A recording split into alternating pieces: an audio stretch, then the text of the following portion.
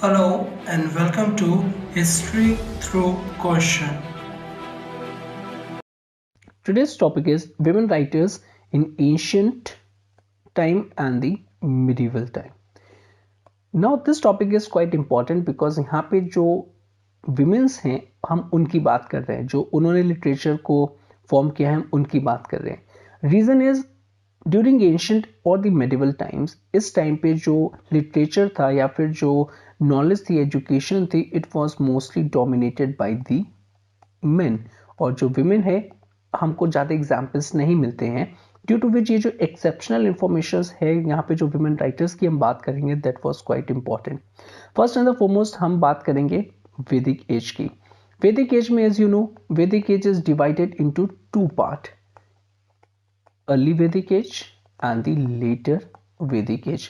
Early Vedic age में to some extent education का जो एलिमेंट था for boys and girls are equal, but ये डिटेरियोरेट होता गया with the passage of time.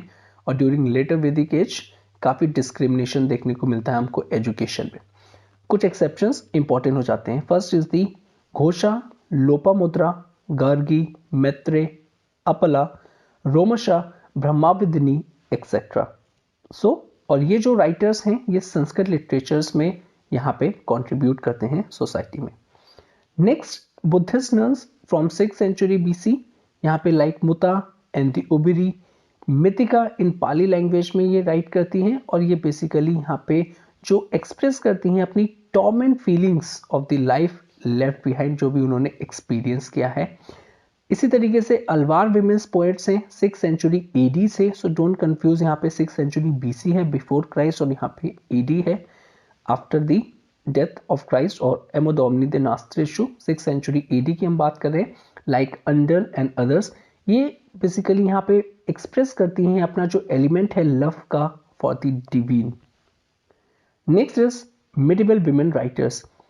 लाल देद जो कि यहाँ पे एक मुस्लिम पोइटस हैं कश्मीर से, और हबा खातून ये रिप्रेजेंट करते हैं यहाँ पे संत ट्रेडिशन ऑफ द भक्ति एंड रोड वर्क्स, जो कि मैक्सिमम है सिंपल. काफ़ी इंपॉर्टेंट यहाँ पे इनको ये जो इनकी राइटिंग्स हैं इनको कंसिडर किया जाता है और जैसे gem of spiritual experience consider किया जाता है. तो अगेन एक्सेप्शनल यहाँ पे एग्जाम्पल देखने को मिलता है. प्लीज डू रिमेंबर, और अगर आप आंसर राइटिंग कर रहे हैं तो do mention these basically women writers अगर जहाँ पे भी रेलिवेंट हो.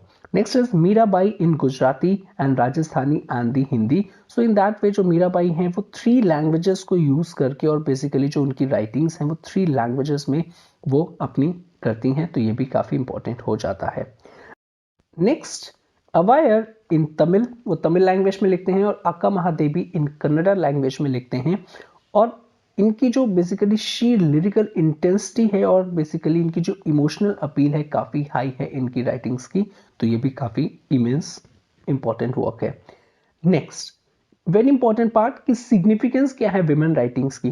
तो लुक उस टाइम पे अगर हम सोसाइटी देखें it was mostly dominated by the main, और साथ ही साथ इनकी जो विमेंस की जो पोजीशंस थी वो काफ़ी ज़्यादा प्रॉब्लमेटिक थी और वेरियस सोसाइटल इवल्स थे, चाहे वो सती हो, चाहे वो पर्दा सिस्टम हो, चाहे वो पॉलीगैमी हो, चाहे वो विडो रीमैरिज का इशू हो.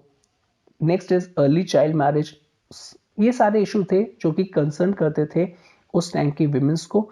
तो यहाँ पे इनकी जो राइटिंग है बात करती है अबाउट दी सोशल कंडीशंस जो भी उस टाइम पे प्रिवेलिंग थे, साथ ही साथ उनकी जो पोजीशंस थी होम और सोसाइटी में, क्या सोसाइटी में उनकी पोजीशंस थी, ये उसको बेसिकली पोर्ट्रे करने की कोशिश करती हैं इनकी जो राइटिंग्स हैं. यहाँ पे अगर हम देखें तो इनका जो जीनियर था किस तरीके से लिखते थे, तो स्मॉल लिरिकल्स या फिर पोएम्स में लिखते थे जिसमें डिवोशनल एलिमेंट जो था जो भक्ति टाइम पे देखने को मिलता है बहुत ही ज़्यादा था. साथ ही साथ फिलोसॉफिकल एलिमेंट जो मेटाफिजिकल जो डेप्थ थी, ठीक है, और जो स्पिरिट ऑफ डेडिकेशंस एंड जो सिंसियरिटी का जो एलिमेंट था, ये सारी चीज़ें बहुत इंपॉर्टेंट थी. तो अगर आप ये वर्ड्स हैवी वर्ड्स अपने आंसर राइटिंग में डालते हो the probability of getting good marks बहुत ही ज़्यादा बढ़ जाते हैं. नेक्स्ट बिहाइंड इनकी जो मिस्टिसिज्म जो थी साथ में जो फिलोसॉफिकल जो एलिमेंट था वो अगर हम देखें तो उसको कैटेगराइज करें तो डिवाइन सैडनेस एक तरीके से यहाँ पे ये सैड सोसाइटी से रिलेटेड जितनी भी प्रॉब्लम्स है उसके अकॉर्डिंगली हम यहाँ पे बात करें तो divine sadness. Okay, last but not the least they turn every wound inflicted by the life into a poem.